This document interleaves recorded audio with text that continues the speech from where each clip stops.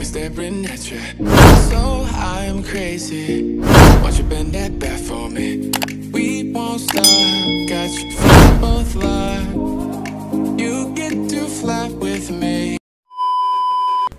Hi everyone, it's me Percy J, and today's video may ipapakita ako sa inyo ng mga pusa. So, ipakilala ko sa inyo yung dalawang couple na yan, si Macho at saka si Sapphire. Sila po yung couple.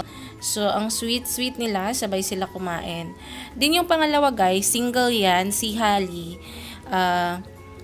Ka-like yung si Budoy. Pero si Budoy guys, is may talent siya.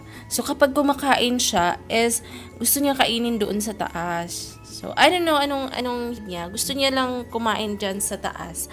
But si Hailey is single. Ayun, dyan siya gusto sa baba.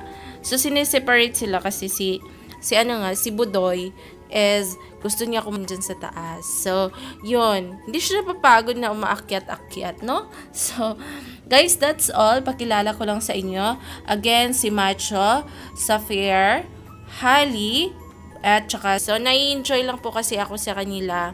Dito sa Cebu, sila yung 21 days kong nakakasama. And happy ako kasi na-witness ko may ganito palang pusa na very talented na pusa na yan. So, I watch them na eating. So, nai-enjoy ako itong si Budoy kasi nga, hindi siya napapagod hindi siya mapapagod akyat, pababa, at saka pataas, no?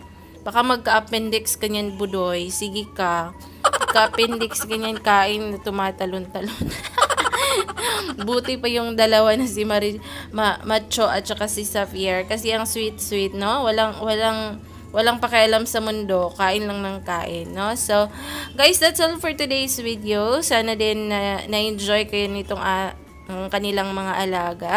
So, again, hindi po ako pet lover, but may enjoy po ako every time na makakita ako ng mga ganitong mga pusa, no?